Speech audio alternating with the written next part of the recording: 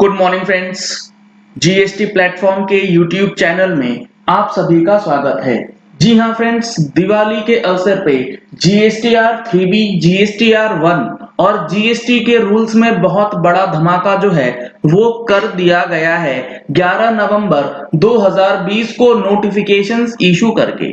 आप देख पा रहे हैं स्क्रीन पे मैंने ओपन करा है, दो नोटिफिकेशंस कल इशू हुए हैं। बेसिकली मैं बताऊं तो दो गैजेट्स इशू हुए हैं जिसके अंदर मोर देन 8 नोटिफिकेशंस हैं जो कि सिर्फ और सिर्फ जीएसटीआर 3B और जीएसटीआर 1 के रिटर्न फाइलिंग प्रोसेस को एंटायरली चेंज कर रहे हैं। ये आप देख पा रहे हैं नोटिफिकेशन नंबर 82 से लेकर के नोटिफिकेशन नंबर 88 तक जो चेंजेस किए गए हैं ये जीएसटी रिटर्न और जीएसटी इनवॉइसेस को लेकर के है। और इसके साथ ही साथ एक और नोटिफिकेशन आया है, नोटिफिकेशन नंबर 81। ये सबसे इंपॉर्टेंट है और जो इससे पिछले नोटिफिकेशंस हैं 82 से लेके 88 तक वो सीजीएसटी रूल्स को अमेंड कर रहे हैं। लेकिन नोटिफिकेशन 81 ये सेक्शन 39 को, जो नया सेक्शन है, नया रिटर्न फाइलिंग सेक्शन है, उसे अब नोटिफाई कर दिया गया है। अब यहां पे बताया गया है कि in exercise of the powers conferred by clause B of sub section 2 of section 1 of the finance act 2019, जो हमारा फाइनेंस एक्ट 2019 है, उस पर्टिकुलर फाइनेंस एक्ट 2019 का जो सेक्शन 97 है। यहां पर समझने वाली बात यह है कि फाइनेंस एक्ट 2019 का सेक्शन 97 किस चीज की बात करता है वो मैं अभी आपको दिखाने वाला हूं। उन प्रोविजंस को अब इफेक्टिव कर दिया जाएगा और इफेक्टिव करने का जो डेट होगा वो होगा 10 नवंबर 2020। तो ये काफी महत्वपूर्ण है अब आपको जीएसटी रिटर्न्स के लिए, क्योंकि नवंबर, दिसंबर और जनवरी ये 3 महीने काफी ज्यादा क्रूशियल होने वाले हैं एंटायर रिटर्न फाइलिंग प्रोसेस को समझने के लिए, सीखने के लिए कि क्या बदलाव किए जा रहे हैं। अब देखिए, मैंने आपके सामने ओपन करा है फाइनेंस एक्ट 2019, इसका सेक्शन 97 ये बात करता है in section 39 of the CGST act for subsection 1 and subsection 2 the following subsections shall be substituted। यानी कि सेक्शन 39 का सबसेक्शन 1 बेसिकली मैं अगर आपको बताऊं तो ये सेक्शन 39 है हमारा जीएसटी एक्ट का, जिसको अमेंड किया गया था फाइनेंस एक्ट 2019 के तरफ से। और उसका जो फाइनेंस एक्ट 2019 का प्रोविजन है सेक्शन 97, 39 ये कहता है उसका सबसेक्शन 1 कि जीएसटीआर 3B की फाइलिंग कैसे होगी। साथ ही साथ जो सबसेक्शन 2 है वो बात करता है कॉम्पोजिशन टैक्स पेयर्स के लिए जो रिटर्न फाइल करनी है उसके लिए। तो अब यहां पर एक्ट को अमेंड किया गया है और एक्ट अमेंडमेंट कब से माना जाएगा? 10 नवंबर 2020 से, यानी कि कल से ये प्रोविजंस इंप्लीमेंट कर दिए गए हैं।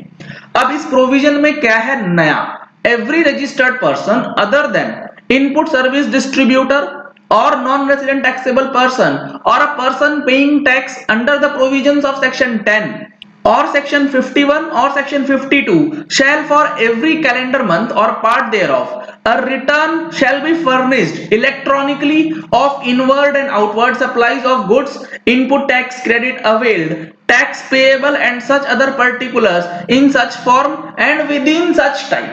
अब यहां पर जो टाइम है वो एक्ट में नहीं लिखा गया है, जैसा कि पहले मेंशन था ऑन और बिफोर 20th। अब यहां पर टाइम लिमिट कर दिया गया है कि जो रूल्स में प्रेस्क्राइब्ड होंगे, और रूल्स जो है वो अब एडुक्वेटली चेंज कर दिए गए हैं। जो हमारी आने वाली वीडियोस होगी उसके अंदर आपको रूल्स में क्या चेंजेस किए गए हैं वो बताया जाएगा। तो अगर आपको वो अपडेट्स लेने हैं तो आप हमारी यूट्यूब चैनल को सब्सक्राइब कर सकते हैं। सब्सक्रिप्शन के लिए नीचे आपको रेड कलर का सब्सक्राइब बटन दिया गया होगा, उसे प्रेस कर लीजिए। साथ में जो बेल आइकन है उसे प्रेस कर लीजिएगा ताकि जैसे ही वीडियो अपलोड हो आप तक नोटिफिकेशन पहुंच जाए। प्रोवाइडेड दैट गवर्नमेंट में on the recommendation of council notify certain class of registered person who shell furnish a return for every quarter or part thereof subject to such conditions and restrictions। यानी कि जो return file होनी है उसके लिए condition specify कर दिए गए हैं, ऑलरेडी नोटिफिकेशन इशू हो चुका है कि कौन सा बंदा रिटर्न फाइल कर सकता है ऑन अ क्वार्टरली बेसिस। और इसका सबसेक्शन 2 कहता है a registered person paying tax under the provisions of section 10 यानी कि कॉम्पोजिशन के लिए shall for each financial year furnish a return electronically of the turnover in the state inward supply or the tax payable, the tax paid and such other particulars in such form and manner and within such time। यानी कि जो भी चीजें composition के लिए या फिर 3B के लिए स्पेसिफाई की गई थी, अमेंड करी गई थी, अब उनको नोटिफाई करके इनेबल कर दिया गया है। अब यहां पर जो 39(7) की बात है, जहां पर टैक्स पेमेंट की बात होती है, क्योंकि जब आप मंथली रिटर्न फाइल कर रहे हैं तो पेमेंट भी आपको मंथली करना पड़ता था 39(7) के अंदर। अब उसके अंदर भी चेंज हो जाएगा। Every registered person who is required to furnish return under subsection 1 other than the person referred to in the proviso thereto और सबसेक्शन 3 और subsection 5 shall pay to the government the tax due as per such return not later than last date on which he is required to furnish such return। यानी कि अगर आप quarterly नहीं file कर रहे हैं तो जो आपका ड्यू डेट है वही लास्ट डेट होगा टैक्स की पेमेंट करने के लिए। तो ये भी काफी ज्यादा इंपॉर्टेंट है कि अगर आप रिटर्न लेट करेंगे तो आपको इंटरेस्ट जो है वो भरना पड़ेगा। Provided that every registered person furnishing return under the provision to subsection 1 shall pay to the government the tax due taking into account inward and outward of the goods or services input tax credit availed tax payable and such other particulars in such form। इसका कहने का मतलब ये है, और ये सारी चीजें ऑलरेडी नोटिफाई कर दी गई हैं रूल्स के अंदर, अगर आप क्वार्टरली जीएसटीआर 3B ऑप्ट करते हैं तो आपको टैक्स का पेमेंट जो है वो करना होगा on the basis of such form as may be prescribed. तो उसके लिए उन्होंने बता दिया है कि आपको इलेक्ट्रॉनिक कैश लेजर से टैक्स का पेमेंट करना होगा, जिसमें आपको tax payable, input tax credit availed for the first 2 months of each quarter वो डिक्लेयर करना पड़ेगा। तो ये काफी बड़े चेंजेस जो हैं वो अब कर दिए गए हैं, जिसका आपको संज्ञान लेना बेहद जरूरी है। यहां पर अगर मैं आपको दिखाऊं तो ये जो नोटिफिकेशन आया है इसके अंदर काफी सारी चीजें चेंज करी गई हैं, जिसकी डिटेल्ड वीडियो हमारे आने वाले सेशंस में अपलोड करी जाएगी।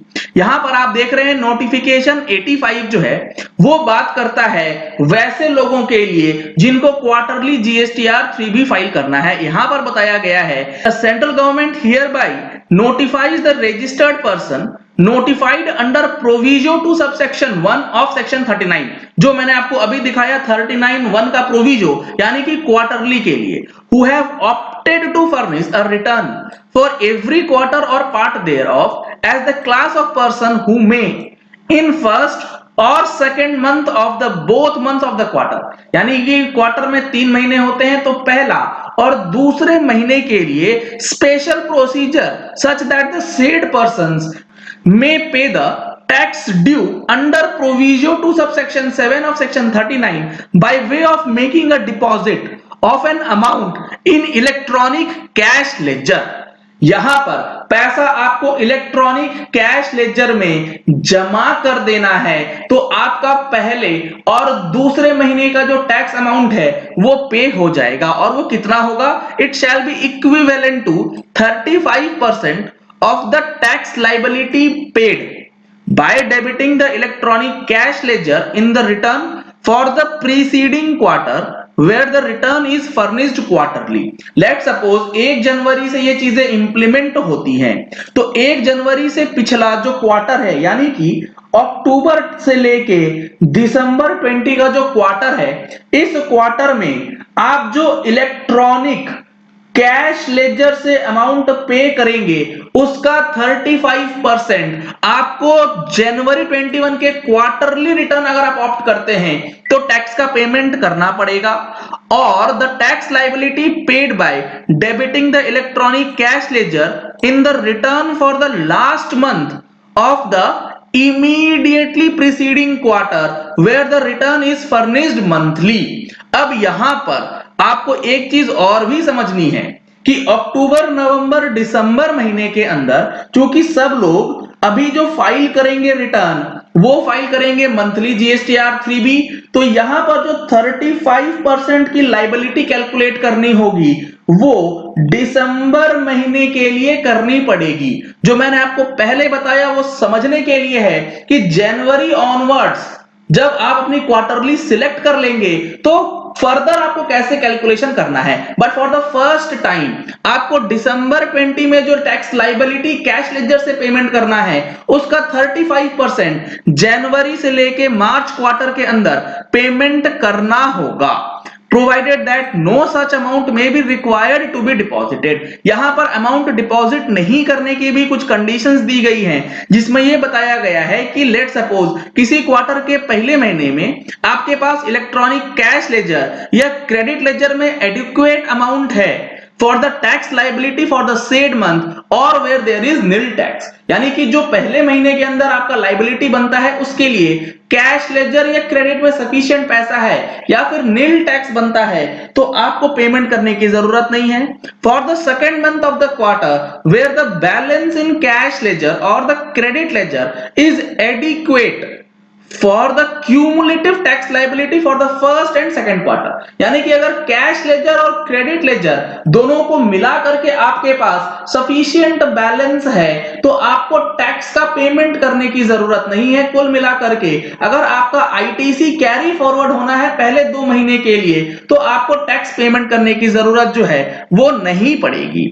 Provided further that registered person shall not be eligible for the said special procedure unless he has furnished the return for a complete tax period preceding such month। इसके लिए आपको return filing करना बेहद जरूरी है। अगर वो कंप्लीट टैक्स पीरियड का रिटर्न नहीं फाइल होगा तो आपको ये ऑप्शन नहीं दिया जाएगा।